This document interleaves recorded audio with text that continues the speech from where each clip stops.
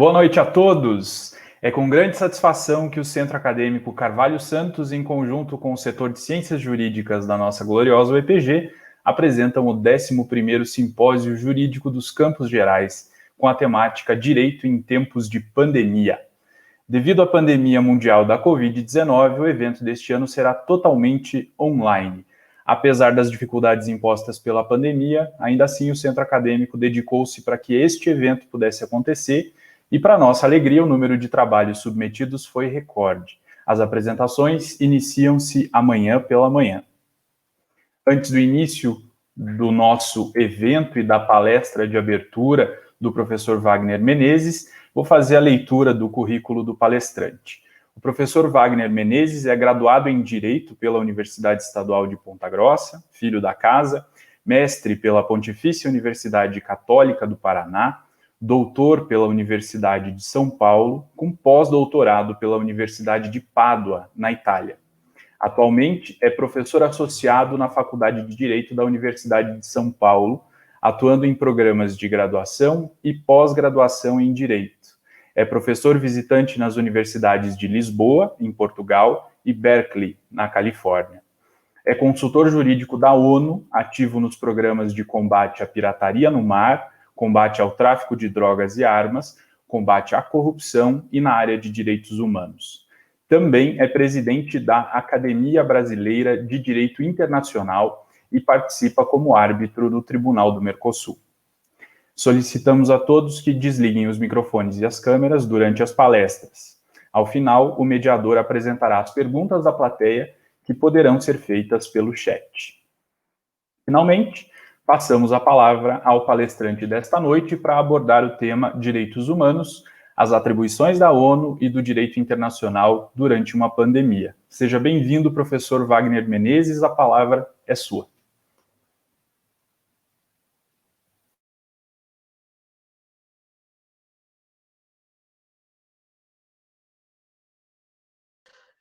Uma boa noite a todas e a todos. É uma honra muito grande poder estar participando do 11º Simpósio Jurídico dos Campos Gerais. É uma grande honra. Eu gostaria de inicialmente agradecer o convite que me foi feito pelo Centro Acadêmico Carvalho Santos, o glorioso CACS, nas pessoas da Helena, da Raiza, do Lucas, que são acadêmicos de direito dinâmicos, que dedicam seu tempo a uma causa em que eu vivi durante toda a minha vida acadêmica, na minha alma mater, que é a Universidade Estadual de Ponta Grossa, e que eu tenho muito orgulho de ter servido o Centro Acadêmico Carvalho Santos. Eu dizia há pouco para a Helena, para a Raiza e para o Lucas, que, na realidade, eu não fui um tão bom presidente quanto eles são e dedicados à causa dos acadêmicos, porque eram outros tempos, mas toda essa participação, esse convite que me foi feito, me remete a uma viagem maravilhosa no tempo, quando eu andava por esses corredores quadriculados, esses corredores que precisam serem tombados pelo patrimônio público da cidade de Ponta Grossa, porque eles representam muito da história das pessoas que passam por esses corredores. Eu quero testemunhar e dizer uma coisa importante, que para mim é fundamental nesse momento, e trazer o testemunho de fora, agora, do trabalho sério que é realizado na Universidade Estadual de Ponta Grossa. O curso de Direito da Universidade Estadual de Ponta Grossa é um curso que sempre foi de vanguarda. Isso me obriga a fazer duas menções específicas, né, de que, no tempo, muitas vezes, quando você está participando da história, do desenvolvimento da história, nem sempre você tem noção e compreensão de que você está vivendo um determinado momento que está sendo contado e que vai ser contado durante muito tempo na história da sua instituição. Então, quando eu olho para 25 anos, 30 anos atrás, e que eu me recordo da Faculdade de Direito da Universidade de São Paulo, eu penso, poxa vida, nós estávamos vivenciando um curso de vanguarda, um curso que nos fornecia todos os elementos para sermos juristas de primeira linha, e nem sempre nós percebíamos que nós estávamos vivendo nesse ambiente acadêmico profícuo que existe em Ponta Grossa. E eu vou dizer para vocês, hoje, não só esses índices, eles estão aparecendo internacionalmente, mas é importante reconhecer que a Universidade Estadual de Ponta Grossa é, sim, uma das principais faculdades de direito do país e é uma das principais faculdades de direito do mundo, consequentemente.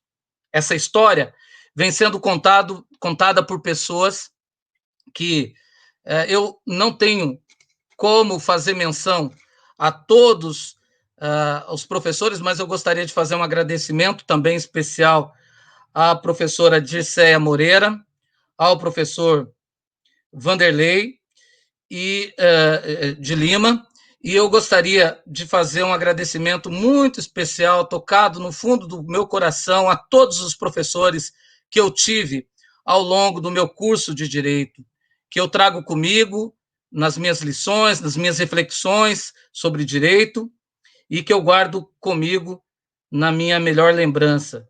Especialmente faço aqui uma homenagem à professora Rosângela Brandão, que foi a minha professora de Direito Internacional Público. Seguramente, as lições da professora Rosângela Brandão ficaram impregnadas na minha mente, no meu cérebro, e a ela toda a minha gratidão, que representa toda a minha gratidão também aos professores da Faculdade de Direito da Universidade Estadual de Ponta Grossa. E inicio a minha fala fazendo uma saudação especial aos professores da cadeira de Direito Internacional, os professores Fabrício, que eu gosto muito e que eu tenho uma grande consideração, e ao professor Adriano Smolarek. Meu muito obrigado. Cax, muito obrigado pelo convite e pela oportunidade de estar conversando sobre um tema que, para mim, é tão caro e que representa um processo de transformação na estrutura do pensamento do direito. Mais uma vez, o Centro Acadêmico de Direito, a Faculdade de Direito, acompanham o processo de transformação no campo da estrutura de pensamento do direito. Ao propor um tema reflexivo sobre direitos humanos, as atribuições da ONU e do direito internacional durante uma pandemia. E aí, inicialmente, isso me obriga a fazer um primeiro apontamento. Dizer que, no fundo, os palestrantes desse seminário, eu tive a oportunidade de checar o currículo de todos acadêmicos, né? O que é realmente um elogio a essa proposta do Centro Acadêmico de Direito. Mas eu gostaria de dizer que o direito atualmente passa por um processo de transformação, iniciando a minha fala, iniciando as minhas provocações acadêmicas nesse momento, focado justamente no tema sobre as atribuições da Organização das Nações Unidas e do direito internacional durante uma pandemia. O direito passa por uma transformação. Quando eu estudei na Universidade Estadual de Ponta Grossa, lá atrás, o direito também sofria um processo de transformação que nós interpretávamos como um processo de expansão da estrutura normativa do direito, espelhado sobretudo na lição de Bobbio, sobre a era dos direitos, e o direito vivenciava um momento que deixava a centralidade do direito civil e passava lentamente por um processo de expansão e de constitucionalização do direito privado. Era o dirigismo do direito constitucional sobre o direito privado. A Universidade Estadual de Ponta Grossa, naquele momento, oferecia um conjunto, um catálogo de novas disciplinas que representavam esse processo de transformação a partir justamente da Constituição de 1988 e das influências que ela trazia. E hoje, atualmente, nesse momento, nessa nossa conferência que faz história, eu venho aqui falar para vocês que o direito passa por um processo de internacionalização na sua estrutura interpretativa. De maneira que o jovem acadêmico de direito, o profissional do direito, aquele que quer estudar direito, quer ser promotor, quer ser juiz, aquele que quer ser advogado, aquele que se quer ter algum tipo de contato com o direito internacional, obrigatoriamente, para compreender e para estabelecer bases para a estrutura do seu pensamento, obrigatoriamente tem que compreender e tem que estudar direito internacional. E esse processo, ele nos remete, então, a compreender que, na realidade, a inserção desse tema sobre, por exemplo, o que nós vimos aí na imprensa nos últimos meses, sobre a importância, por exemplo, da Organização Mundial da Saúde para reprimir ou para controlar a pandemia, sobre a crítica do ministro das Relações Exteriores, da adesão ou não do Ministério das Relações Exteriores a esse discurso globalista, como se fosse uma conspiração global sobre as ações do Estado brasileiro. Ou nós poderíamos também pensar que a repercussão da posição do presidente Trump em meio à pandemia, denunciar o tratado da Organização Mundial da Saúde poderia representar, por exemplo, algum tipo de repercussão de rompimento com a tradição da estrutura e o funcionamento da Organização Mundial da Saúde. Nós vimos também, nós assistimos em meio a essa pandemia, e isso toca a todos os estudantes de direito, vários grupos de entidades representativas levarem denúncia ao Tribunal Penal Internacional em face do presidente da República por não ter tomado as medidas de proteção necessárias à sociedade. Outras vezes, em outros momentos, em momentos políticos importantes, na estrutura do Brasil, por exemplo, nós ouvimos falar sobre a possibilidade de Luiz Inácio Lula da Silva recorrer ao Conselho de Direitos Humanos da ONU. Nós vimos a possibilidade da Dilma recorrer à Corte Interamericana de Direitos Humanos. Enfim, nós temos um quadro novo em que mecanismos jurídicos nacionais se aproximam e nos legitimam a atuar a partir justamente da utilização de mecanismos do direito internacional. E aí eu faço uma meia-culpa, lanço uma provocação para vocês aqui, para dizer que esse processo de transformação, ele é muito mais profundo. Ele é muito mais profundo. Primeiro, eu gostaria de dizer, e a culpa é nossa como professores de direito internacional, que diferentemente daquela disciplina voltada para análise, para estudo das relações entre os estados, que muitas vezes servia a estudos apenas de diplomatas. Então, era comum alguém te perguntar, você quer ser diplomata? Estuda direito internacional. Se não, direito internacional não tem qualquer impacto na sua vida, qualquer impacto prático na sua atuação profissional. E que existia uma bifurcação, né, que isolava esses dois campos de interpretação, em que o direito internacional era produzido em um espaço e o direito interno produzido em um outro espaço. De maneira que, se uma norma de direito internacional ela necessitasse ser aplicada no plano interno, ela deveria passar por um processo de recepção. Isso quase sempre nos remetia a um distanciamento do estudo do direito internacional. E o que eu quero dizer para vocês é que isso mudou.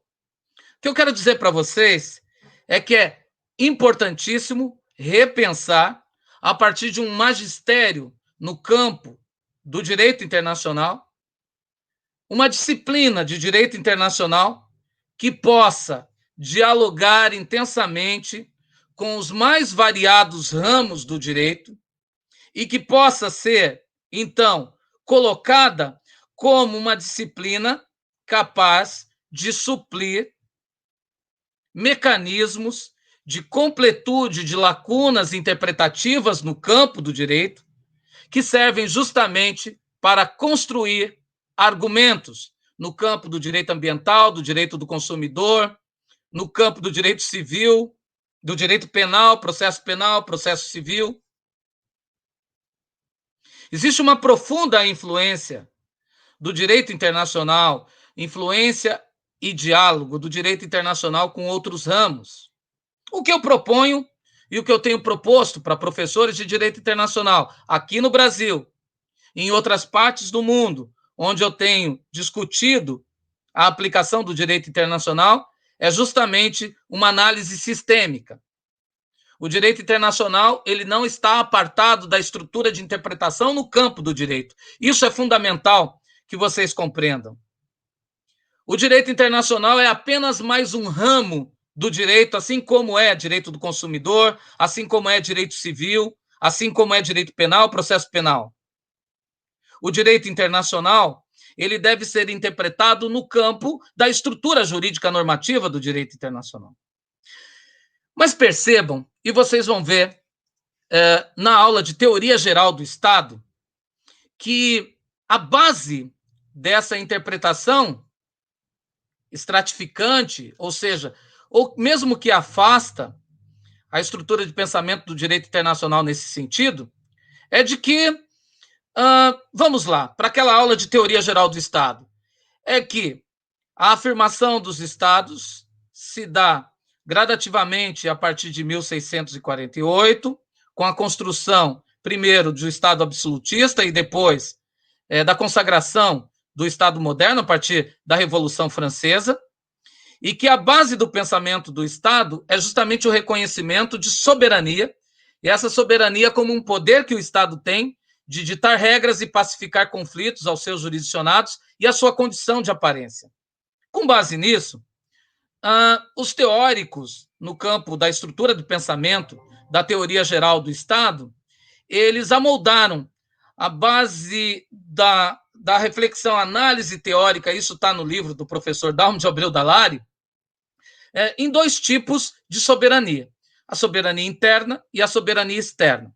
A soberania interna seria aquele poder que o Estado tem de ditar regras e pacificar conflitos aos seus jurisdicionados. Isso implica em reconhecer que o Estado tem o poder de propor regras, executar essas regras, legislar essas regras e decidir aquilo que é direito para os seus cidadãos nos limites geográficos do seu território. A concepção de consolidação da soberania também atendia, naquele momento, uma necessidade que se tinha de dôminos, de implementação de poder no campo do direito, da teoria do Estado.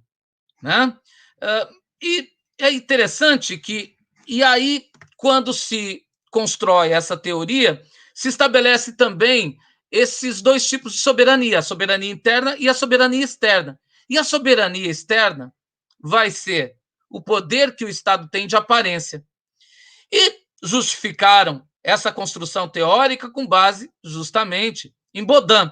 Mas se nós analisarmos Baudin e irmos na fonte originária de Baudin, em nenhum momento das obras da República está dito que os Estados são absolutamente soberanos e a nada se submetem. Os Estados, obrigatoriamente, isso em Baudin, eles têm um conjunto de obrigações que é reconhecidos pela sua participação enquanto membros da sociedade internacional, da sociedade global, uma concepção de caráter superior. São esses valores, então, que nos remetem à construção teórica equivocada, porque destoaram, ou seja, mudaram o que Baudin teria escrito, estabelecendo que o Estado teria um poder absoluto e que isso seria representado pela soberania externa. E o direito internacional, construído a partir de 1648, chamado direito internacional clássico, acabou sendo construído a partir dessa perspectiva. Primeiro, como o Estado, como um sujeito absoluto, como um direito internacional pautado na manifestação de vontade do Estado, onde o direito dos tratados seria o principal instrumento regulamentador dessas relações jurídicas, mas que, por conta de uma diversidade de sujeitos e de objetos, dois doutrinadores, Triple e Anzilotti, estabeleceram uma leitura, isso na década de 20, sobre o direito internacional, analisando que o direito internacional, então, para ser aplicado no plano interno, ele deveria passar por um processo de codificação, de recepção do direito interno. Bem, a partir de 1945, essa perspectiva ela é profundamente alterada. Essa realidade não existe mais. Essa realidade ela foi profundamente modificada. E não se trata de uma conspiração ET, não se trata de uma conspiração marciana para criar um discurso de globalismo, para implementar uma dominação comunista, socialista. Isso faz parte de um contexto de um discurso que eu diria de um discurso de lunáticos. No fundo, a sociedade, ela compreendia, a sociedade internacional, ela compreendia naquele momento que era fundamental repensar o papel do Estado, repensar o modelo de Estado, porque o Estado,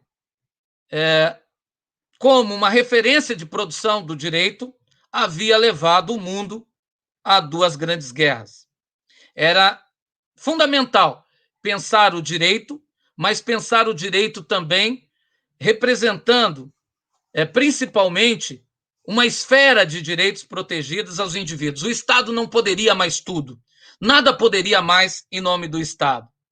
Foi então que a sociedade internacional, sob liderança de diferentes países capitalistas, comunistas, criaram a Organização das Nações Unidas e fixaram uma base propositiva de funcionamento de organismos internacionais que pudessem pautar a ação dos Estados no plano internacional. Isso está muito claro quando se lê a Carta das Nações Unidas, no seu artigo 1º e no seu artigo 2º, mesmo no preâmbulo, mas principalmente no artigo 2º, quando menciona quais são as finalidades e os propósitos da Organização das Nações Unidas.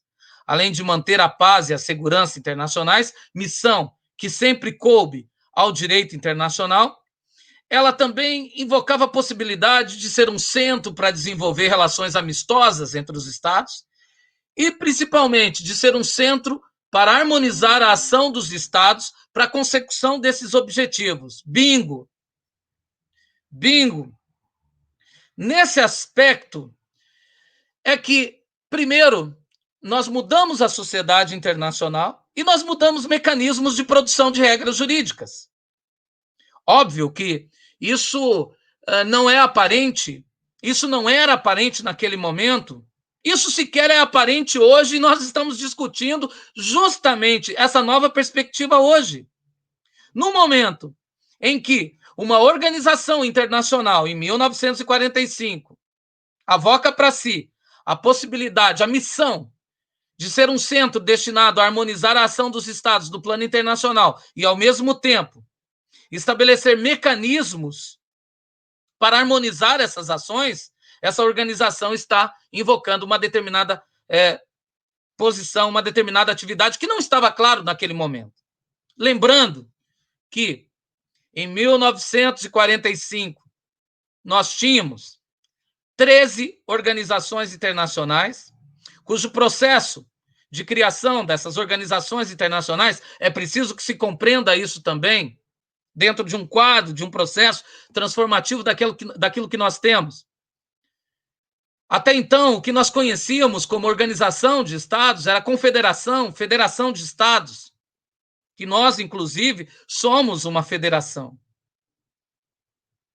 E esses eram os modelos de relação que se tinha até então entre os Estados. Mas a partir de 1815, com a criação de organizações internacionais de caráter administrativo, nós temos um processo de transformação na teoria do Estado, na teoria associativa do Estado, na institucionalização da sociedade internacional, que além dos Estados passa a contar com organismos mais organizados, mais propositivos, pautados em uma identidade própria, diferente da identidade dos Estados, e que poderia, à medida que isso fosse acontecendo, que poderia ter direito à voz, totalmente diferente do modelo de confederação e de federação de estados, ou de associação entre estados que nós vivíamos até então. Isso só a partir de 1815 já representou uma grande mudança. Mas, em 1945, depois da Sociedade das Nações, uma organização internacional de vocação universal, a primeira tentativa de vocação universal, criada em 1919, no quadro do Tratado de Versalhes, ainda uma organização com referência estatocêntrica, com referência naquele poder tradicional do Estado. Mas vem a Organização das Nações Unidas e modifica tudo. Eu não gosto do conceito de a ONU é legítima sucessora da Sociedade das Nações. Só o é em razão de que a Organização das Nações Unidas, ela é uma organização de vocação universal, mas a estrutura do seu texto normativo, seus propósitos, seus princípios, os mecanismos de articulação e de produção de regras são totalmente distintos da Sociedade das Nações.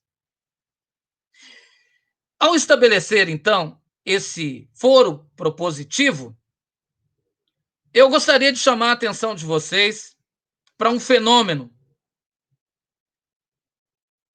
muito importante da criação, então, das organizações internacionais a partir de 1945.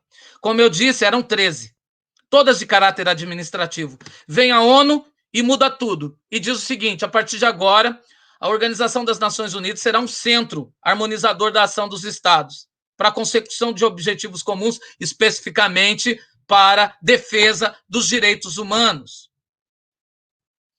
Isso está diretamente relacionado à nossa conferência sobre as atribuições da ONU, numa conferência sobre direitos humanos e do direito internacional durante a pandemia. Ora, a Organização das Nações Unidas vem a ser justamente esse centro harmonizador da ação dos Estados. Logo, o que lhe cabe é justamente harmonizar a ação dos Estados nesse sentido.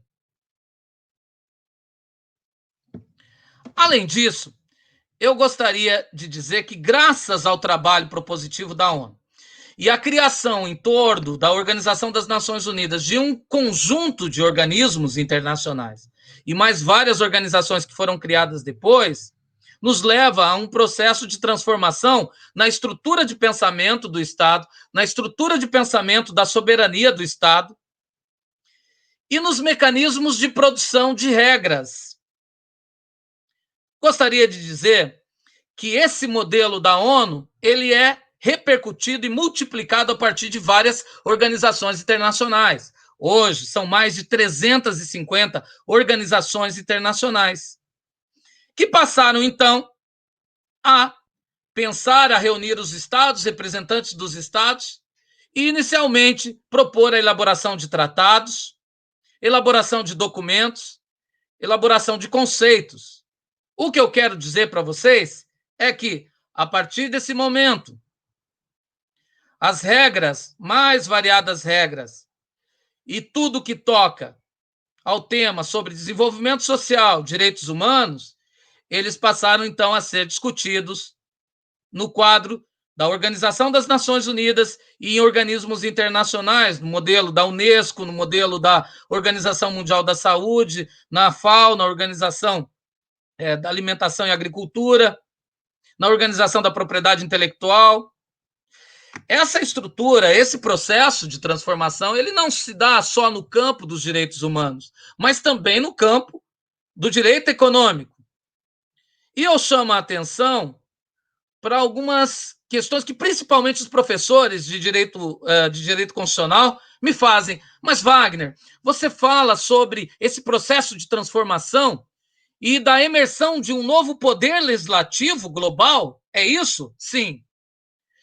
Atualmente, as organizações internacionais estão produzindo regras, estão produzindo conceitos, estão produzindo leis, estão propondo regras que os estados devem absorver e devem incorporar.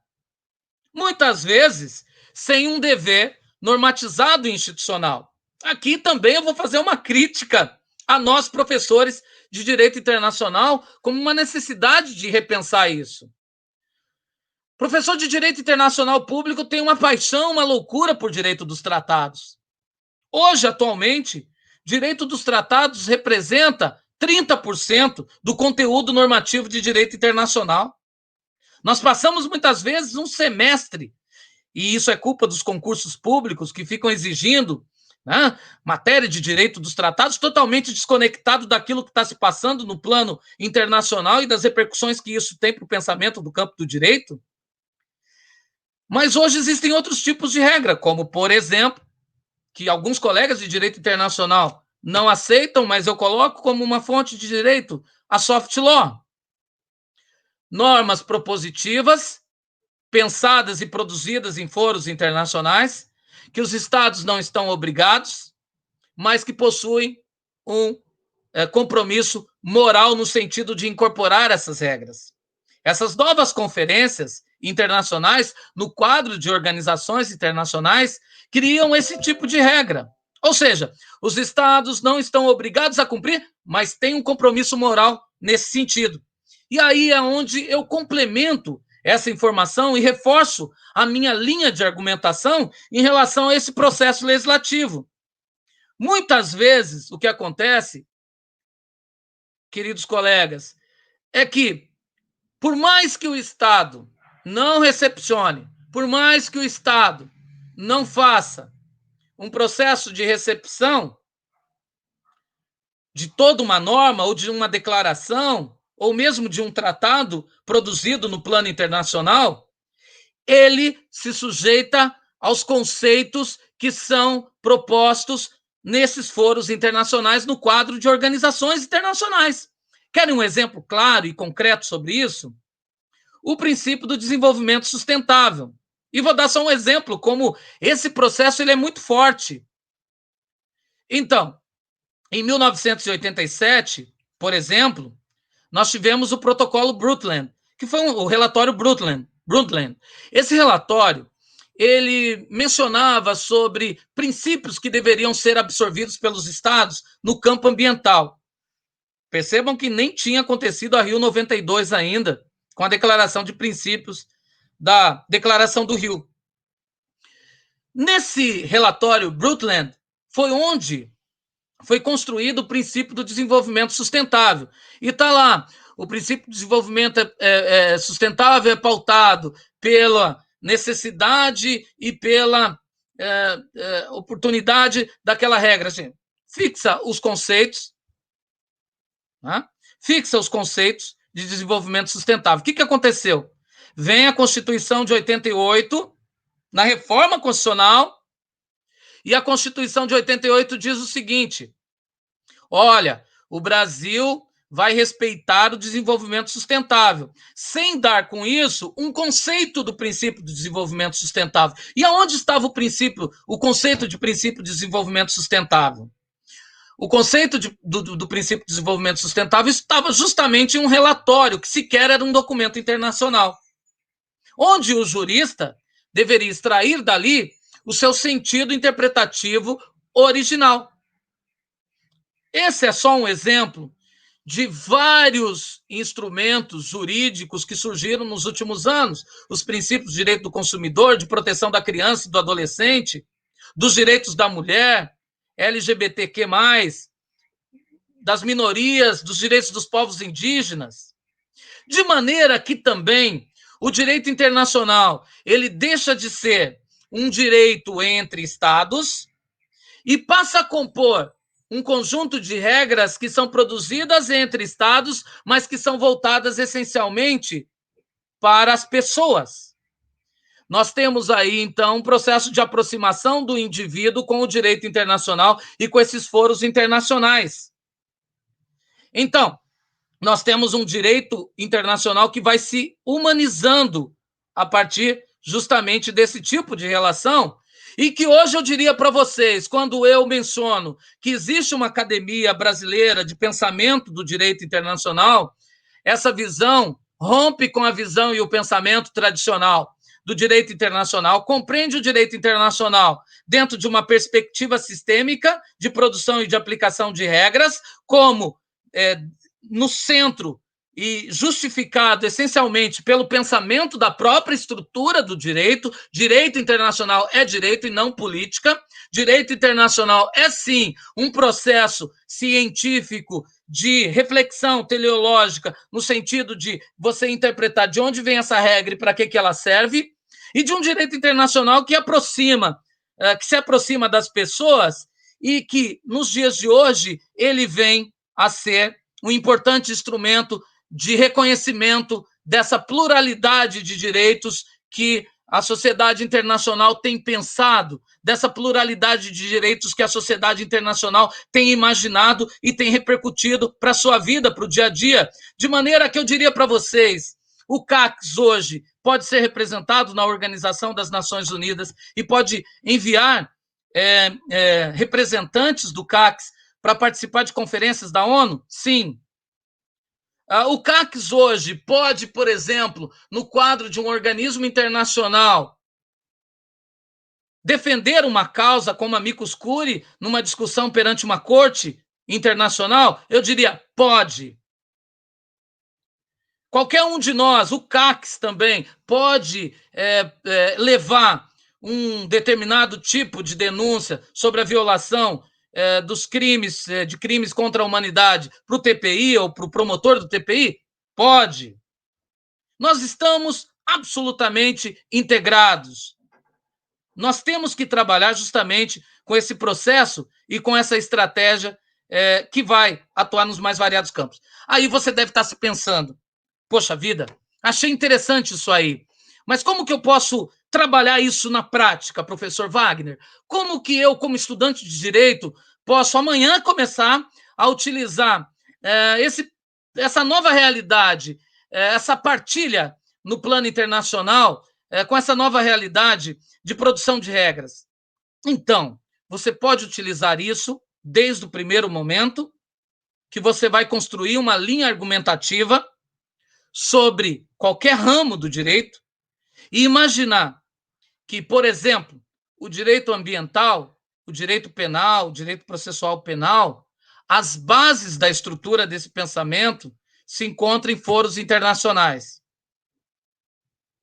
E essa vai ser a sua principal fonte, a primeira fonte que você vai utilizar, e se você faz um estágio, muito tempo, me recordo agora rapidamente, vou comentar com vocês, do meu estágio que eu fiz na WSW, com Vamber, Salamache e Versio, um escritório também que eu trabalhei durante muito tempo, aí em Ponta Grossa, e que sou muito grato por tudo que aprendi. Mas se eu quero utilizar isso como um estagiário para elaborar uma peça, eu tenho que utilizar essas informações e buscar nesses sites desses organismos os mais novos debates que estão tendo sobre aquela matéria. Por exemplo, ainda hoje, se eu for falar, por exemplo, sobre responsabilidade social da empresa, que, a meu ver, o direito internacional também contribuiu com a mudança de perspectiva tradicional que nós tínhamos em matéria de direito societário. Quando eu estudei direito societário, a empresa era um ente frio que perseguia o lucro, determinado e disciplinado pelo direito. Hoje não, hoje a empresa ela tem outras responsabilidades, a chamada responsabilidade social. E aonde que eu vou? Eu tenho que ir nas resoluções da Organização das Nações Unidas, a Declaração do Milênio, para compreender qual é o conceito de empresa responsável. E eu tenho que adotar isso em termos de discurso, em termos de prática, no campo da estrutura do meu pensamento, que eu desenvolvo ali naquele processo. Eu não posso deixar de falar isso, mas, bom, já eu vou tocar nesse assunto sobre o processo de redimensionamento, também do caráter de jurisdição, como nós trabalhávamos com jurisdição. Mas eu gostaria de falar um outro tempo e lançar uma outra provocação. Quando a Organização das Nações Unidas ela assume a centralidade do indivíduo no quadro, no plano internacional, obviamente o Estado crescentemente tem dado lugar de um Estado soberano, centralizador da produção do direito. Eu vou dar exemplo concreto disso, tá bem? Para não ficar só no campo especulativo. Então, por exemplo, o Estado, atualmente, isso já foi falado na década de 60, existe uma construção de um conceito de direito transnacional a partir do Philip Jessup, isso não é novo, mas o que nós temos é crescentemente um Estado que, por conta desses organismos internacionais e de organizações internacionais, vai dando espaço para entidades privadas, para o indivíduo, para empresas transnacionais, para grupos transnacionais, ONGs, grupos de representação, influenciarem na produção de regras no plano interno, assumindo, inclusive, parte da sua titularidade absoluta que até então ele detinha. Onde eu estou querendo chegar? Por exemplo, quando nós temos a aprovação, a partir da Lei de Arbitragem em 1996, da possibilidade, e eu vou dizer, estudem arbitragem, fundamental para a vida de vocês, estudem e frequentem essa disciplina, ela é fundamental.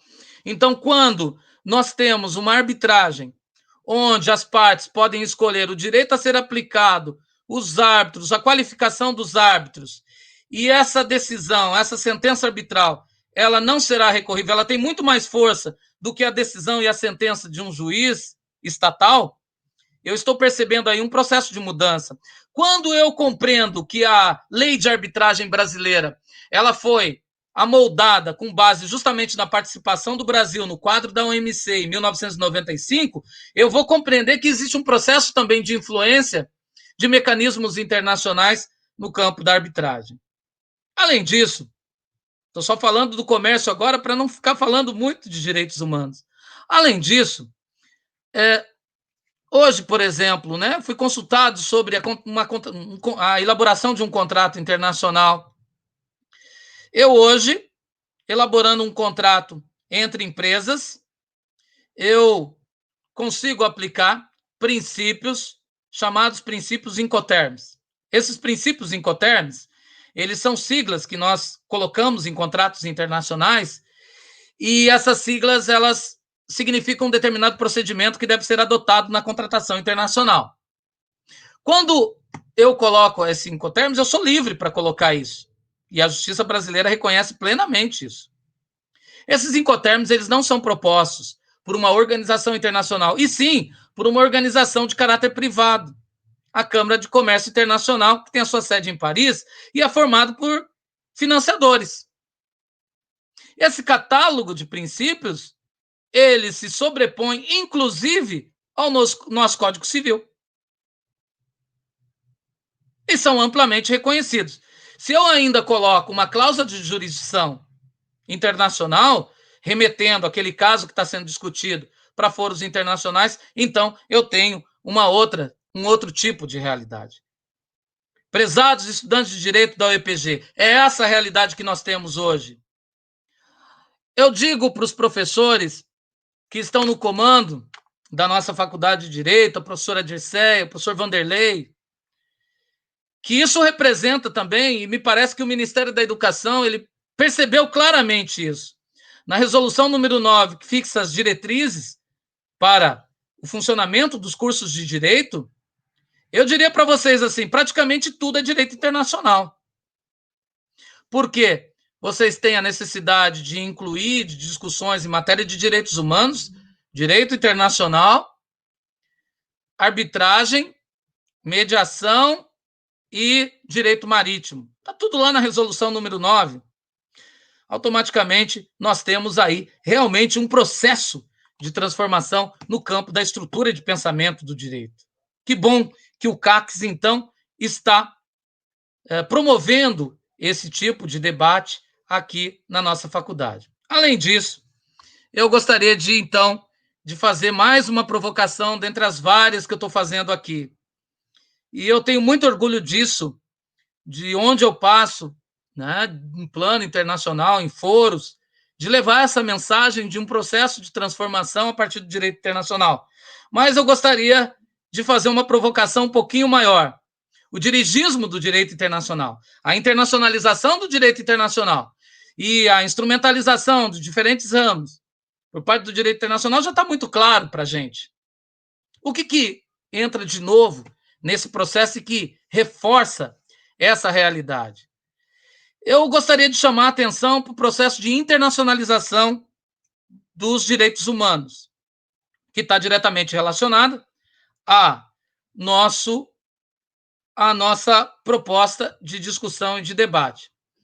Quando o direito internacional ele traz para o foro internacional um compromisso da Organização das Nações Unidas, que hoje é formado por 193 estados, no universo existente de 206 estados, e que representa mais de 99% da população mundial, nós temos ali a expressão máxima de uma opinião iuris, no sentido de compreender que o indivíduo deve, em conjunto com as suas ações no plano internacional e no plano interno, respeitar uma esfera de direitos individuais e de direitos sociais. Isso é o que está na Declaração Universal dos Direitos Humanos. Mas eu analiso isso de uma outra forma, diferente dos meus colegas também de direito internacional. Óbvio que, dentro desse processo, é inegável que a internacionalização dos direitos humanos ela foi importante, porque ela trouxe para a estrutura do pensamento do Estado e do componente de exercício de limites à soberania do Estado, o indivíduo, o ser humano, os povos, a humanidade. A internacionalização dos direitos humanos representa um processo de codificação e de adensamento jurídico normativo à filosofia humanista que vem desde os pré-socráticos, especialmente os estoicos, e que passa pela história da humanidade na sua própria convicção.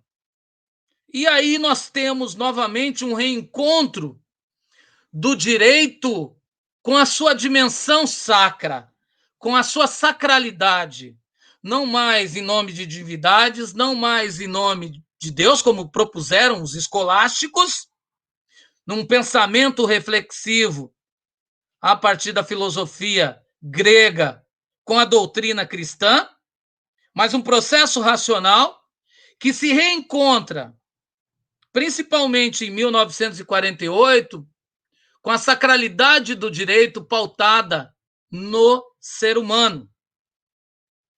Um reencontro definitivo, um reencontro fundamental.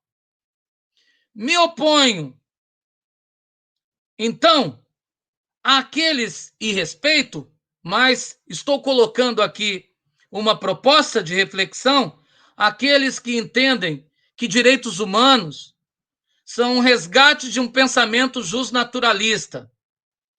Não. Justnaturalismo é outra coisa. É preciso pensar os direitos humanos como eles são, consagrados como norma, como direito, consolidados dentro da mesma lógica de pensamento do direito. Mas também, diferentemente de outros colegas que estão colocando os direitos humanos pensado dentro da existência, por exemplo, Bobbio, de um quadro, de um pensamento evolutivo, histórico, positivista, em que os direitos humanos seriam um instrumento de afirmação desses direitos e levariam um processo de multiplicação desses direitos, me parece uma visão equivocada. E aqui eu lanço com muita coragem essa proposta reflexiva e justifico por que o direito ele está se transformando. Eu diria para vocês, na base teórica do pensamento do direito, a humanização do direito, a humanização do processo de direito internacional, ele não parte só do plano internacional, mas ele atinge a base do pensamento do direito. De maneira que eu consigo enxergar a humanização do direito como um mecanismo de interpretação lógico-teleológico do próprio sentido do direito.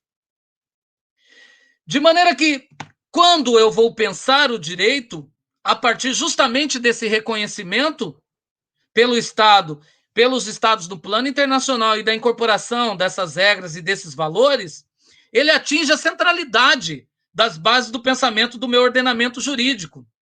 E eu digo para aqueles que trabalham com direitos humanos,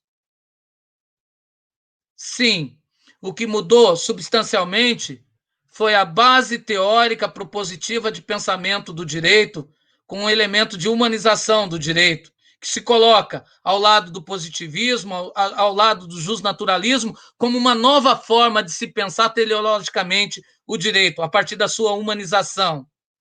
A partir disso, o direito passa a ser instrumentalizado com base justamente na centralidade do ser humano, na sua base interpretativa. Isso nos ajuda a compreender porque o que se comenta por aí sobre, então quer dizer que tudo passa a ser direitos humanos? Eu acho que vocês já tiveram oportunidade de discutir vários temas de direitos humanos, inclusive com familiares. Tudo agora é direitos humanos. Você tem a função social do contrato, você tem a humanização, você encontra direitos humanos em todo tipo de relação, nos direitos de personalidade. É isso que eu estou dizendo. É justamente isso. À medida que os direitos humanos eles representam justamente uma nova dimensão de pensamento da própria estrutura do direito, você acaba submetendo absolutamente todo o seu ordenamento jurídico a esses valores e a colocar isso na centralidade do seu pensamento. O que eu chamo a atenção existem pessoas que vão continuar pensando o direito do ponto de vista da perspectiva estatocêntrica, soberanista. Mas o que eu chamo a atenção é que existe um novo elemento de pensamento no campo da estrutura do direito. E é isso que eu coloco aqui para vocês como um processo reflexivo de pensamento dessa mudança de perspectiva na estrutura do pensamento do direito. O direito internacional humanizado e a estrutura do direito também humanizada, na sua essência, no seu mecanismo de interpretação jurídica normativa. Bem, eu nem preciso reforçar, mas por conta disso é que nós começamos a compreender como isso se dá, então, na nossa realidade. Quer dizer, se o direito internacional ele pauta os direitos humanos a partir de foros internacionais e pensa esses direitos propositivos e multiplicativos em foros internacionais, logo ele guarda uma correlação direta com esse processo de humanização da estrutura do direito e logo, quando eu penso o meu direito localmente aqui em Ponta Grossa, ele está absolutamente vinculado a esse processo internacional e está absolutamente vinculado à ideia central de pensamento dos direitos humanos. E o que são direitos humanos? Os direitos individuais, os direitos sociais, os direitos de solidariedade e hoje, não tenho dúvida em afirmar isso, os direitos universais. Essas diversas dimensões do direito, que me parece que o professor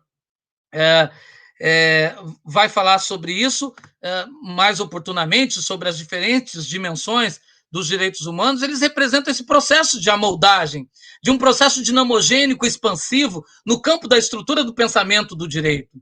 São dadas novas garantias. De maneira que o que nós vivemos atualmente na sociedade, se nós tivéssemos uma ideologia para pensar a sociedade internacional, nós teríamos uma realidade pluralista.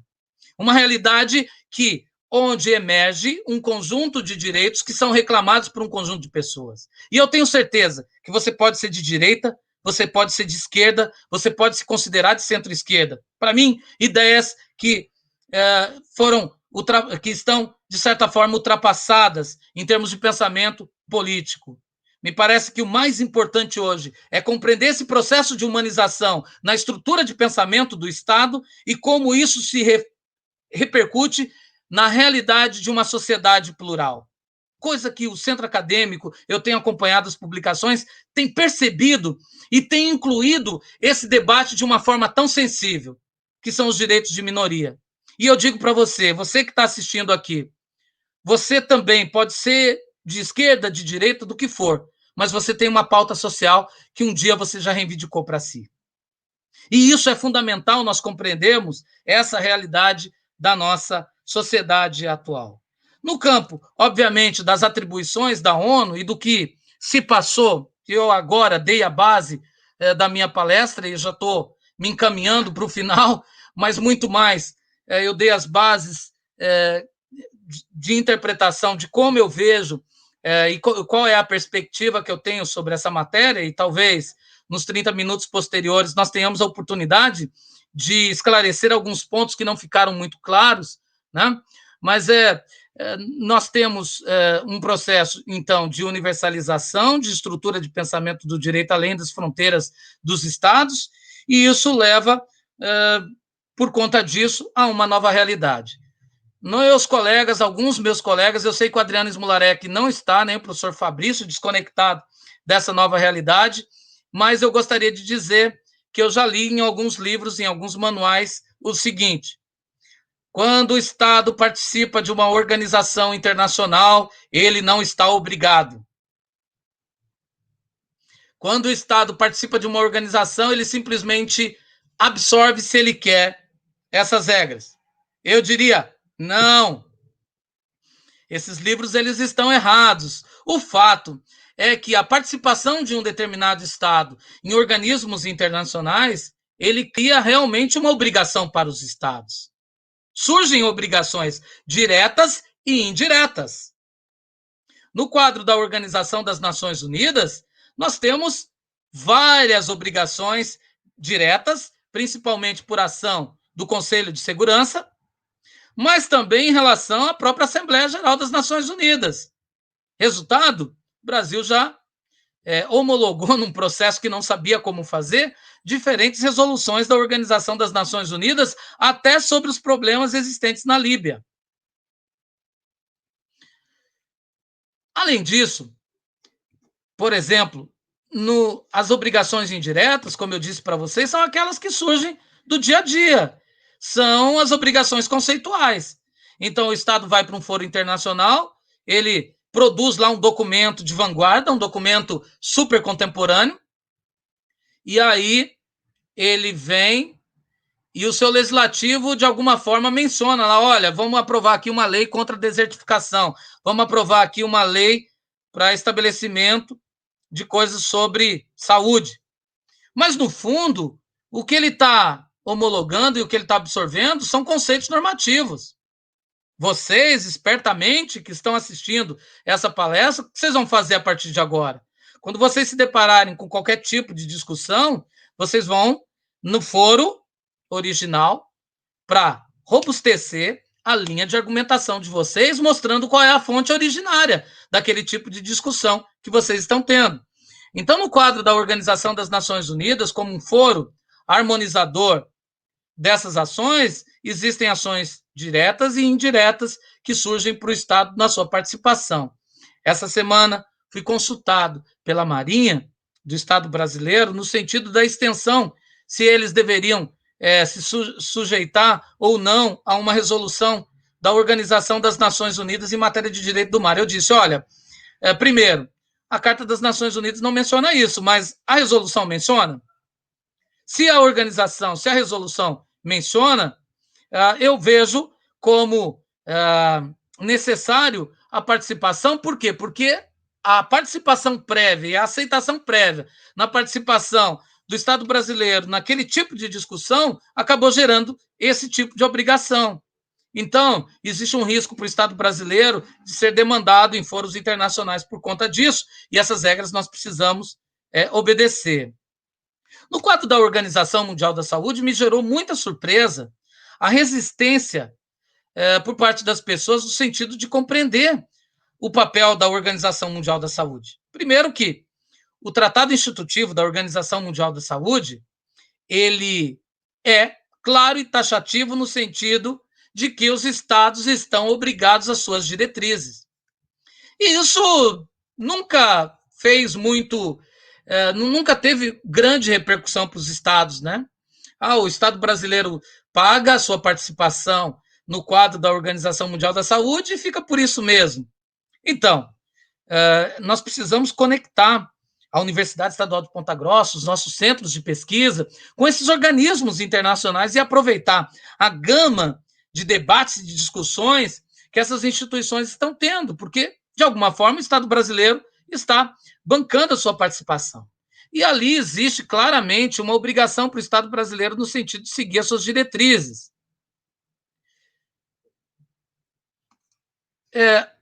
Antes disso, coisa de 3 anos atrás, eu fui designado por uma missão da Organização das Nações Unidas na África. E aí eu tive que tomar uma vacina X. E eu fui até um posto de saúde do aeroporto. Quando eu cheguei no posto de saúde do aeroporto, tinha um quadro, eu fotografei, eu dava as minhas aulas para os meus alunos com esse quadro, dizendo o seguinte: esse posto de saúde funciona de acordo com os protocolos da Organização Mundial da Saúde. É exatamente isso. Uma obrigação indireta que gera uma profunda influência nos procedimentos normativos técnicos que são adotados no quadro do direito da saúde. Há muitos anos, a Organização Mundial da Saúde tem pautado esses protocolos e tem influenciado as atividades e os procedimentos médicos hospitalares. Isso se dá via diálogo da instituição com o Estado brasileiro, com o Ministério da Saúde, com as instituições de saúde que participam desses debates. Então, existe há muito tempo diferentes tipos de obrigações que foram criadas pela participação do Estado brasileiro nesse quadro. Então, as atribuições da ONU, né, da Organização Mundial da Saúde, a Organização Mundial da Saúde é um organismo vinculado à Organização das Nações Unidas, ela tem realmente essa missão. Crítica. Percebam que a Organização Mundial da Saúde, ela teve uma atuação titubeante frente ao problema da pandemia, e a Organização Mundial da Saúde, em conjunto com a Organização das Nações Unidas, ela teve uma posição de que ela poderia ter sido mais enérgica com a China e com outros estados. Isso não justifica o discurso de alguns líderes políticos de alguns estados, no sentido de dizer que a Organização Mundial da Saúde está protegendo a China, o que é uma imbecilidade, vocês me desculpem esse termo pesado, ou que a organização, essas teorias conspiratórias em matéria de direito de saúde. Isso os líderes estão tirando a responsabilidade das suas costas, quando, na realidade, quando a Organização Mundial da Saúde decretou a pandemia, nós continuávamos no Brasil e nos Estados Unidos, né, perfeitamente com funcionamento, sem nenhum tipo de adoção de mecanismos de controle, sem nenhum tipo de coisa. Resultado, isso justificou a declaração do Trump no sentido de denunciar o tratado da Organização Mundial da Saúde, retirar os Estados Unidos e congelar o repasse de verbas para o funcionamento da Organização Mundial da Saúde. Viram que não era tanto assim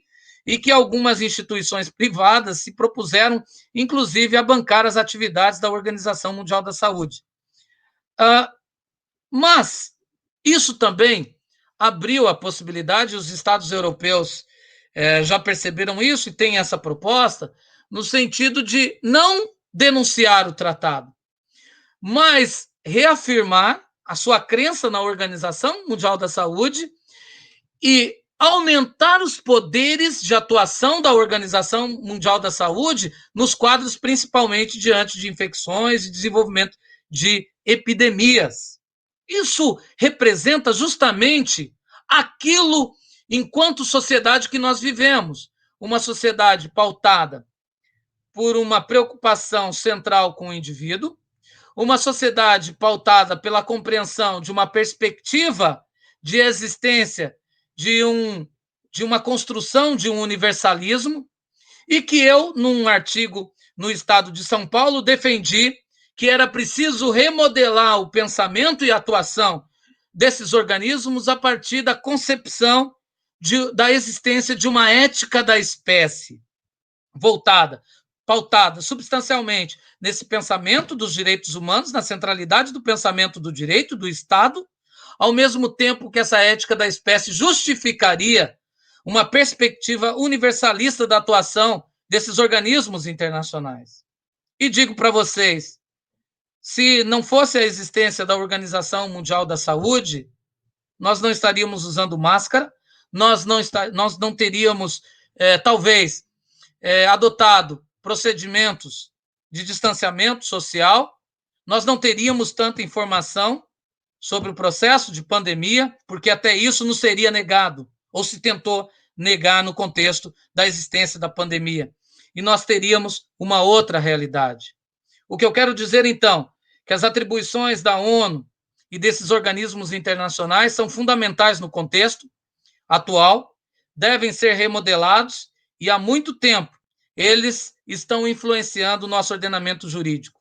Especificamente, quem gostaria de um dia trabalhar com direito médico hospitalar, nesse campo, precisa claramente atuar em consonância com os princípios e com as discussões da Organização das Nações Unidas. Infelizmente, por conta da atuação de alguns líderes políticos, no Conselho de Segurança se ficou discutindo qual era a nacionalidade do vírus, até que o secretário-geral das Nações Unidas tomasse um posicionamento.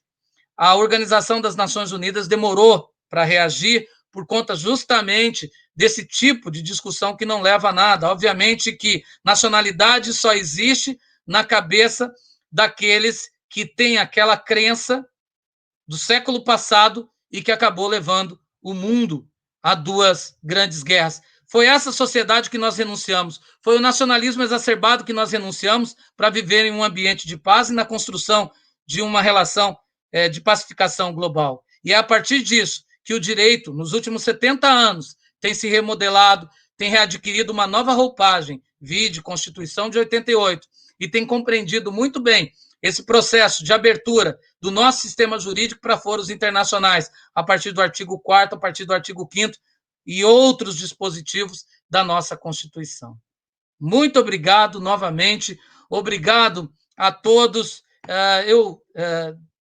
Como eu disse, eu gostaria de citar aqui várias pessoas que eu tenho um carinho imenso, que eu tenho certeza que estão assistindo essa exposição, mas por conta do propósito do seminário, porque eu já avancei 8 minutos além do que eu iria falar, eu encerro nesse momento e agradeço enormemente a oportunidade que eu tive. Obrigado, professor René, por essa oportunidade.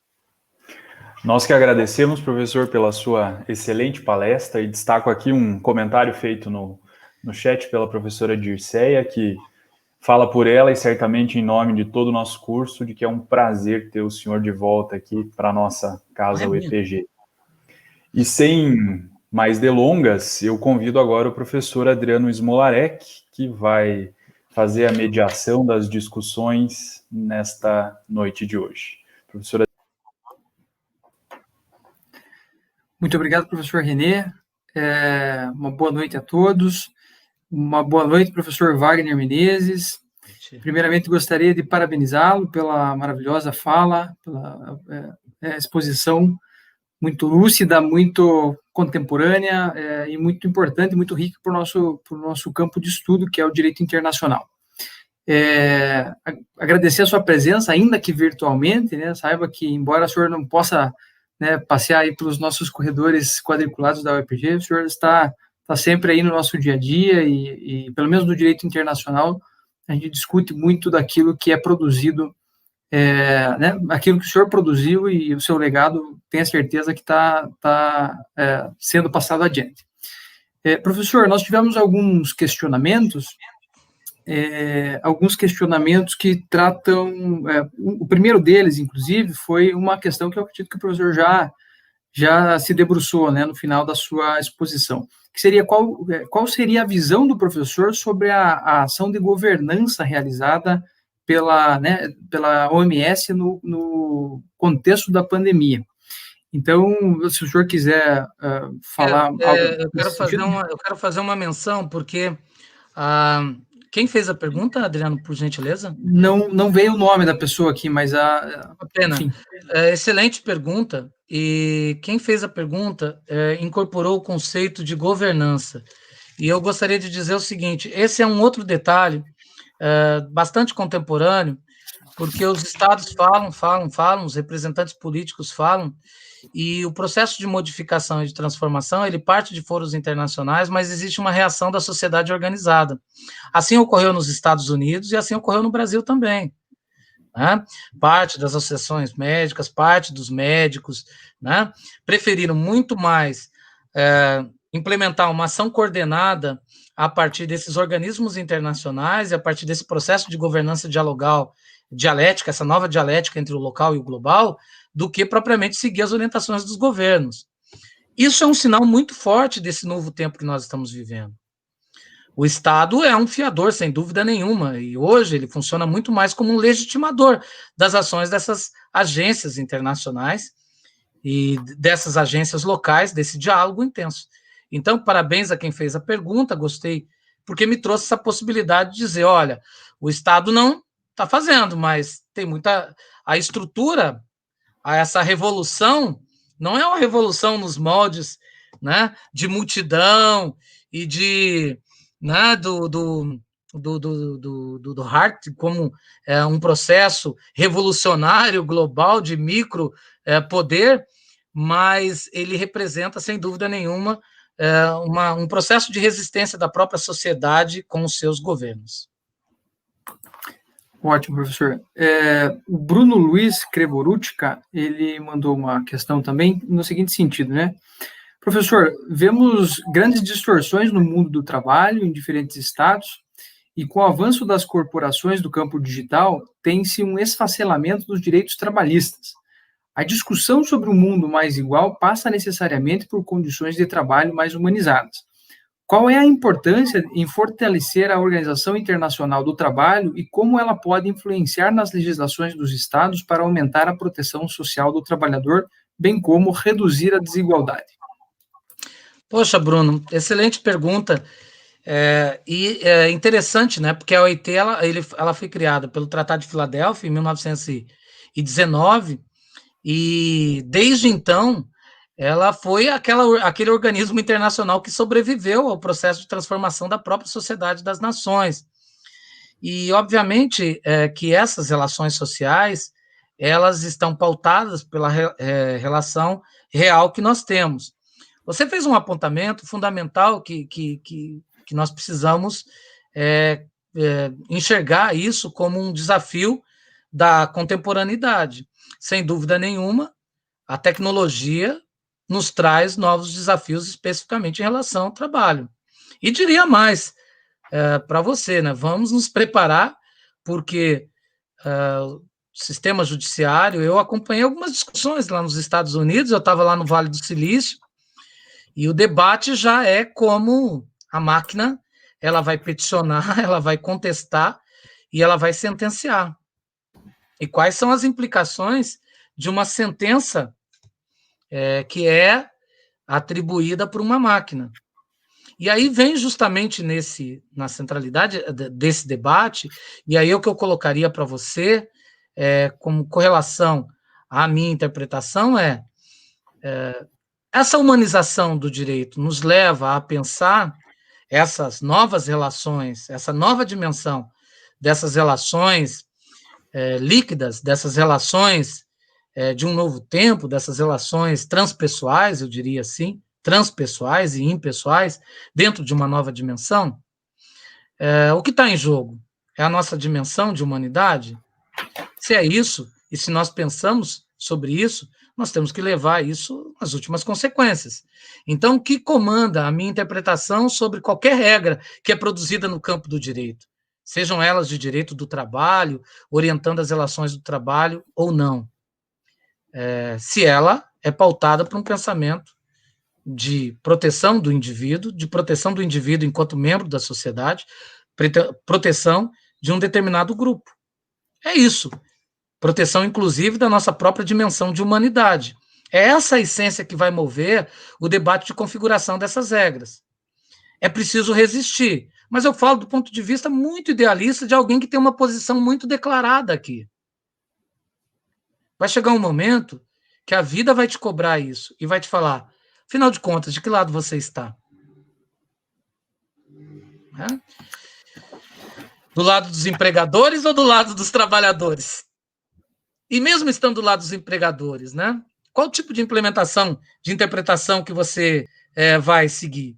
Então, por exemplo, nesse quadro de nova dimensão da economia, desculpa, Adriano, estou me estendendo, a pergunta é muito interessante. Você pode, por exemplo, trabalhar com a ideia é o seguinte, recentemente uma empresa, se eu não me engano, acho que foi a Microsoft, não foi a Microsoft, foi uma outra empresa dessas globais, anunciou lucros bilionários. A Amazon, anunciou lucros bilionários e aquilo, né? Mais ou menos como os lucros anunciados pelas agências bancárias do Brasil, que são, assim, que ofendem, né? Com um país que tem uma dimensão de desigualdade como nós temos. E aí gerou uma repercussão tão negativa, porque eles tinham acabado de adotar regras de discriminação no trabalho e de redução de jornada de trabalho. Então, qual é a vantagem de uma empresa no sentido de produzir bilhões em lucros enquanto está maltratando seus funcionários? Notem como está tudo correlacionado e faz tudo parte do mesmo movimento de reinterpretação desse papel. Não se trata também de escolher um lado, né, mas de perceber exatamente qual é o sentido próprio da interpretação do direito e o que justifica tudo isso que nós criamos dentro do nosso processo racional de existência humana. Bem, professor, também agora tivemos uma outra questão que veio sem o autor. Se o autor quiser aparecer, tudo bem.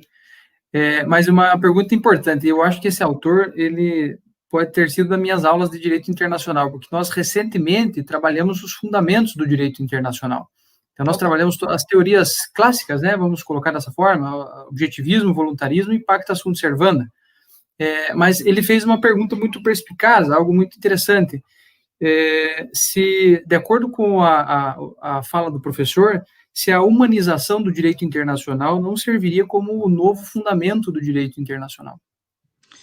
Então, obrigado.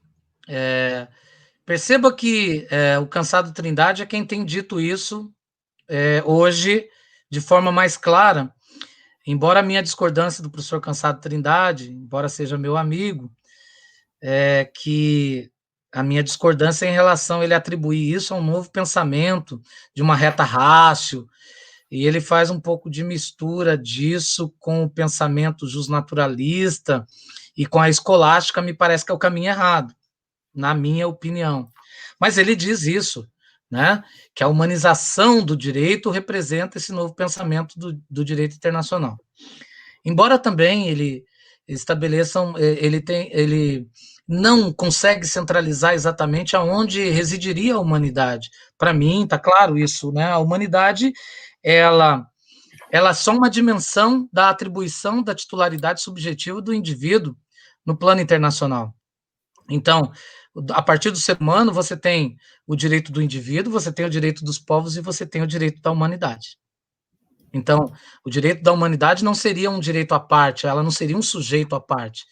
Ela estaria diretamente relacionada ao reconhecimento do ser humano e o processo dinamogênico de expansão dos direitos humanos e de reconhecimento desse direito. E aí, eu volto para a minha proposta. Aí eu vou vender meu peixe, né, para as aulas de vocês. O meu livro deve sair no começo do ano que vem, todas essas ideias que eu propus aqui, eu espero poder fazer presencialmente o lançamento aí em Ponta Grossa, ele já está em fase já dos últimos semestres de redação, né? Mas essas ideias estão lá. Eu colocaria mais ou menos o seguinte: esse debate sobre o fundamento do direito internacional, ele sempre teve, justamente, ele sempre repercutiu muito uma perspectiva que se tinha do direito internacional a partir das relações de poder. Então, por exemplo, quando você encontra o fundamento do direito internacional, para mim, nos fundadores do direito internacional, Francisco de Vitória, Francisco Soares, que você tem ali uma perspectiva justnaturalista, teocrática, e depois num processo mais continua justnaturalista em Hugo Grossos, mas que se inclui justamente porque o Hugo Grossos precisava fazer isso, né? Precisava retirar o poder arbitral que o Papa tinha, em nome de Deus, de pautar as relações internacionais, mas a obra de Francisco de Vitória, ela é uma obra maravilhosa, né? Um pensamento escolástico que contém ali uma preocupação com o indivíduo, com outros povos, que vai buscar fontes da filosofia grega, é uma posição fantástica. Obviamente que, por exemplo, você vai lá para a Haia, tem lá um quadro do Hugo Grossos, né? Que obviamente é um holandês, e a Haia está na Holanda, enfim, é o berço do direito internacional, então o Hugo Grossos é colocado como grande autor do direito da paz, do direito da guerra, e a partir de então nós temos um processo de afirmação dos estados. Se você analisar, principalmente, todos os autores que escreveram sobre o fundamento, Pufendorf, Wolff, passando por Vattel, até chegar em Anzilotti, Trippel, eles escreveram obras que referenciavam basicamente o tratamento do direito até então. E é assim que é o direito mesmo. Se nós quisermos compreender o direito, é dentro dessa lógica de Estado, porque nós demos ao Estado esse poder de ditar regras. Então, normalmente eu participo de debates com o professor Francisco Rezec, com o livro vocês têm aí na biblioteca, e aí é muito curioso, né? Porque a lógica dele é absolutamente estatocêntrica, né? Então, assim, ele só consegue enxergar o direito a partir, e Kelsiana também, né? A partir daquilo que o Estado manifesta como vontade, aquilo que se concretiza como direito. E é justamente esse processo de humanização do direito que leva a uma nova forma de pensar. Eu diria para você, sem dúvida nenhuma, a humanização ela influencia, mas a humanização ela influencia não sob o ponto de vista da existência de uma norma de direito positivo, né? Mas a humanização ela influencia o pensamento da estrutura interpretativa toda do direito. Aonde que você pode buscar o fundamento do direito internacional? Para mim, está muito claro que é no axioma que referencia a própria norma jurídica. O direito internacional como ramo do direito. A sociedade humana decidiu em um determinado momento, e não existe outra sociedade humana, né? Eu posso tentar entrar nas estrelas ou compreender uma nova dimensão da existência humana, mas a existência humana é pautada pela história concreta daquilo que nós vivemos. Se nós olharmos para a história da humanidade, vamos perceber que o direito é algo que existe nas bases, ubi societas e bius, né? Nas bases da existência da própria sociedade. Então, nesse sentido, existe um valor referencial de produção do próprio direito. E é isso que eu coloco como fundamento do direito internacional, na minha perspectiva, né?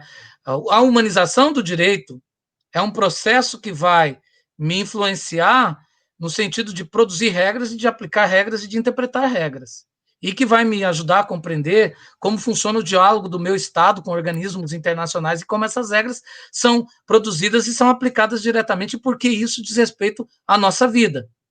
Mas, essencialmente, o fundamento, aquilo que dá lógica e legitimidade para a própria existência do direito internacional, é um axioma existente na própria base que justifica o direito. Nesse campo, e aí, aproveitando as lições de Radbruch, né, aproveitando e inserindo esse debate sobre a humanização do direito, eu consideraria, então, o fundamento do direito internacional referenciado em um valor absoluto, em um axioma, que vai se comunicar com essas regras a partir de princípios e a partir das fontes. Esses princípios e essas fontes é que vão me dar o ideal e o sentido que eu devo pensar o direito internacional a partir de uma fonte do direito. Por quê? Porque ele segue a mesma lógica, né? E a mesma lógica do direito me parece que está muito claro, é a justiça. O Radbruch, ele acrescenta lá o ponto de equidade, né? professores, principalmente da teoria moral no campo do direito, vão trazer um aspecto de abordagem moral no direito, mas, para mim, a referência absoluta, fundamento do direito internacional, está nesse axioma. A humanização é só um processo de reinterpretação de uma nova realidade na própria estrutura do pensamento do direito. Ótimo, professor. Olha, estão chegando muitas perguntas, mas assim, muitas delas são pautadas mais no aspecto na conjuntura agora pandêmica, mas no aspecto geopolítico, no sentido de, se A faz tal coisa, B, tal país faz tal coisa. Pode perguntar, é muito bem-vindo. Toda pergunta é importante. Então, pessoal, fiquem à vontade. Mas antes dessas, professor, temos uma que é mais direta e também diz respeito ao direito internacional como tal, né? E o nosso lugar de fala é da Larissa Schechtel. Ela pergunta como podemos democratizar as discussões sobre direito internacional, professor? Larissa, obrigado pela pergunta, né?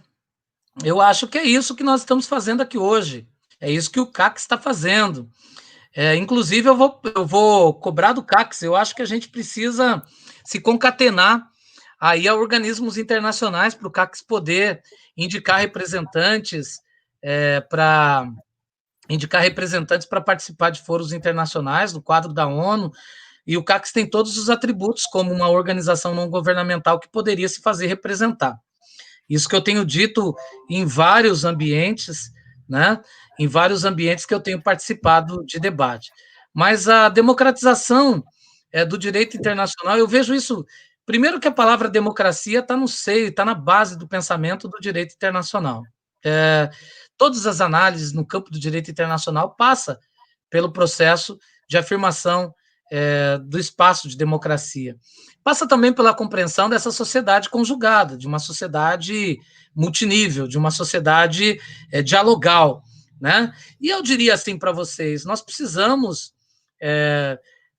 nos vincular. Então, por exemplo, vou dar um exemplo claro, aí era possível criar vários núcleos na faculdade de alunos que vão trabalhar com direito civil, com direito tributário.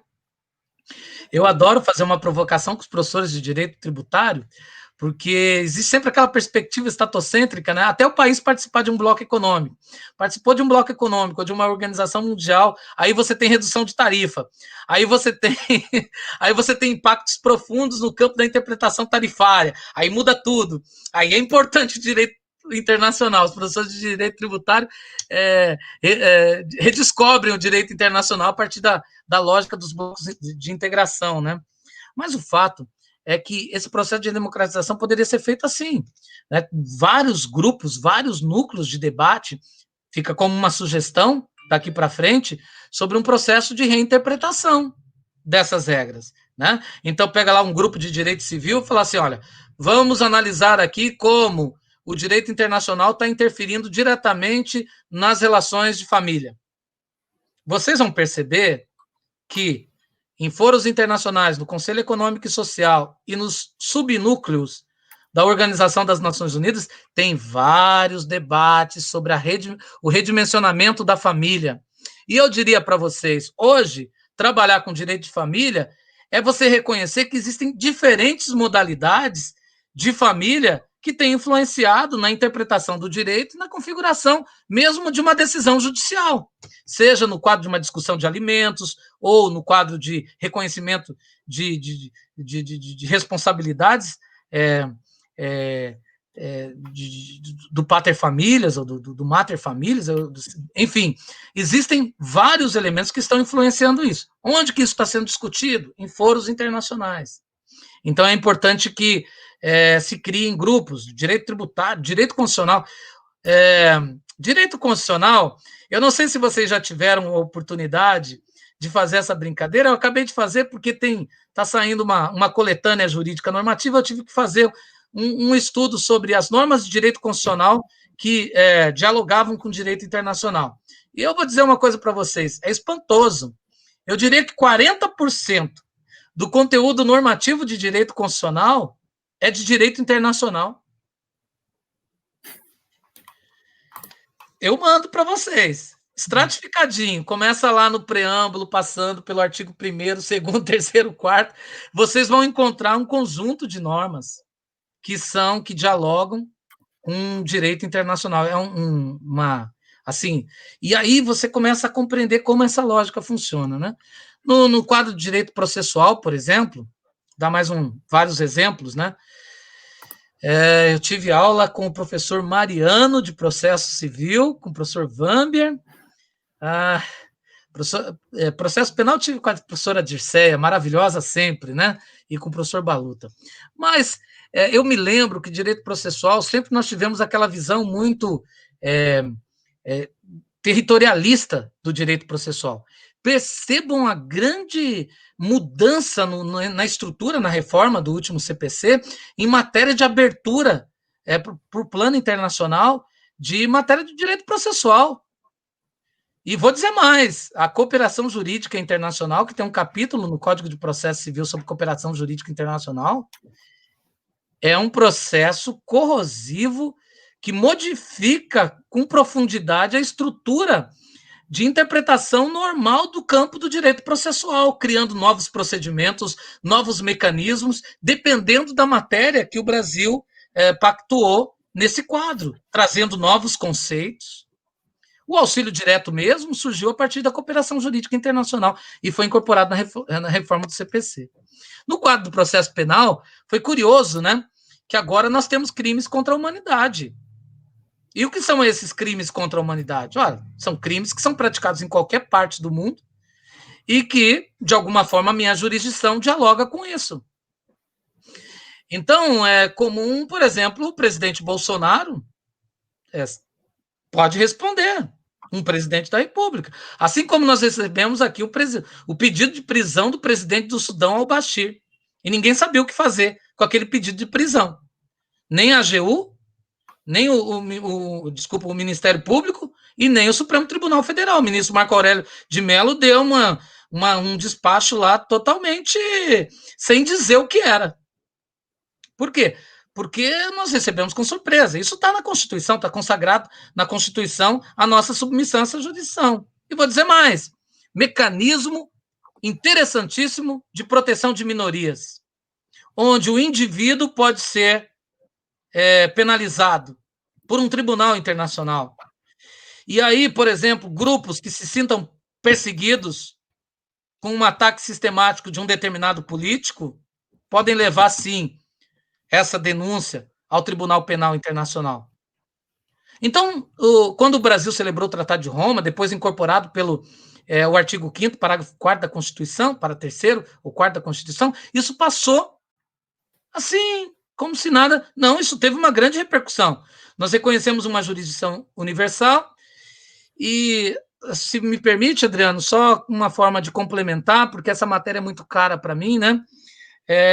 Eu digo sempre, professores de direito internacional precisam remodelar o seu estudo sobre a matéria de direito internacional e precisam concatenar os alunos à prática do direito internacional de uma forma que consigam enxergar isso automaticamente vinculado ao sistema jurídico como um todo. Isso passa pelo reconhecimento da jurisdição de tribunais internacionais, isso passa também por uma tomada de postura dos professores de processo civil e processo penal. É preciso mesmo, não estou dizendo que tudo se modificou, que tudo se internacionalizou e que agora nós estamos submetidos ao TPI, ou estamos... Primeiro que nós não estamos submetidos a nenhum tribunal. A questão que se coloca central o tema que se coloca central nessa discussão é que tribunais internacionais funcionam dentro do quadro de jurisdição que pode ser acessada por qualquer indivíduo e por qualquer profissional no Brasil. Corte Interamericana de Direitos Humanos deve ser uma estratégia de atuação do profissional da área jurídica, desde o momento em que ele peticiona perante a primeira vara civil da comarca de Ponta Grossa. Isso tem que ser incorporado nos seus discursos, isso faz parte da democratização do processo de direito internacional. Direito penal, sem dúvida nenhuma, se você entender que uma determinada prática de um determinado indivíduo repercutiu em um crime contra a humanidade, você tem que trazer essa linha de argumentação desde o primeiro momento, lá na primeira vara criminal. Então, essa construção dessa linha argumentativa, só para finalizar, isso para mim é importante. Tribunais internacionais não são tribunais de recurso. Você não recorre a tribunais internacionais. Você leva uma demanda a um tribunal internacional dentro da sua competência muito específica e complementar. Quando tanto a Corte Interamericana quanto o Tribunal Penal Internacional diz que tem uma jurisdição complementar à jurisdição dos Estados, ele está sinalizando com um processo integrativo do sistema jurídico normativo, de maneira que, se o sistema jurisdicional normativo sobre aquela matéria não funcionar, dentro daquela matéria ele vai poder se pronunciar. E não se trata de rever uma decisão nacional, mas se trata de reconhecer um direito prescrito em um determinado documento que o Brasil faz parte e reconhece a jurisdição daquele tribunal, e vem daí a sua autoridade normativa, porque o Estado brasileiro reconheceu a sua jurisdição. Complexo explicar rapidinho assim, mas tentei falar. E conseguiu, professor. Ficou muito jóia. Principalmente justo porque a perspectiva sistêmica, né, a sistematização do direito interno, do direito internacional, e toda a principiologia que envolve essas questões nos levam a essas novas jurisdições, essas novas discussões que ligam a nossa realidade aos conteúdos e a tudo aquilo que é pensado na esfera internacional de modo inegável. Professor, nós tivemos muitas perguntas, eu vou encaminhá-las ao professor logo após a nossa palestra, porque tem muita gente que ficou instigada pela sua fala e todos os esclarecimentos feitos, tá? Eu gostaria de chamar a Helena, do CACS, para que assuma aí a nossa... Boa noite, Dr. Wagner, professor Adriano, professor René, Raíssa. Bom, agora a gente dando encerramento à nossa palestra, gostaria de agradecer ao Dr. Wagner pela disponibilidade para esses conhecimentos transmitidos. A gente sabe que o senhor foi formado pelo EPG e enche os nossos olhos. A gente consegue enxergar um futuro muito bacana para todos nós, saber que um presidente do CACS se tornou a pessoa que o senhor é hoje. Então, dentro da UEPG, a gente tem plena certeza que o senhor é uma inspiração, e uma inspiração que saiu de dentro da casa. Então, gostaria de deixar o convite aberto ano que vem, quando o senhor quiser e puder, vamos poder. Sinta-se acolhido pela casa, pelo CACS, todas as gestões terão um enorme prazer de recebê-lo. E gostaria de agradecer também a todas as pessoas que estão participando da elaboração do simpósio. O professor René vai estar com a gente todas as noites, a noite inteira. O professor Adriano, que participou hoje com seu enorme conhecimento, sempre nos apoiando, nos ajudando. O pessoal do CACS, que está super engajado. Então, gente, eu quero agradecer a vocês. Hoje estamos só começando, mas eu tenho certeza que vai ser um evento incrível. Então, muito obrigada a todos que assistiram. E, de minha parte, era isso. Eu gostaria de pedir um sorriso de todos vocês, pois eu vou tirar um print e essa vai ser a nossa foto do simpósio. E é o que a gente pode ter, né, pessoal? E acabou a nossa foto, tá feita. Muito obrigada, professor Wagner, pelo seu tempo. Eu que agradeço a oportunidade de estar aqui. Raíssa, Helena, Lucas também, né, que estava participando, o Renê, professor Adriano, todos os professores que estão aí, que eu não sei quem está, mas estou bem curioso para reencontrar todo mundo. Mas eu dizer para vocês o seguinte, o CACS ele está sempre na minha memória, eu carrego o CACS, a Universidade Estadual, foram os melhores anos da minha vida, sem dúvida nenhuma, os melhores anos que eu vivi nesses corredores quadriculados. Tenho muita saudade e eu digo para vocês que vocês estão em um ambiente acadêmico que dá todas as perspectivas para vocês serem aquilo que vocês quiserem ser. Acreditem em vocês, no talento que vocês têm e sonhem alto. Muitíssimo obrigado, professor. É incrível. Muito obrigada, professor. Obrigado. Obrigada a todos. Irei encerrar a transmissão agora, pessoal. Tudo certo? Até amanhã. Amanhã daremos início aos nossos trabalhos. E, novamente, 7 horas da noite, o encontro marcado. Tudo bem? Até mais.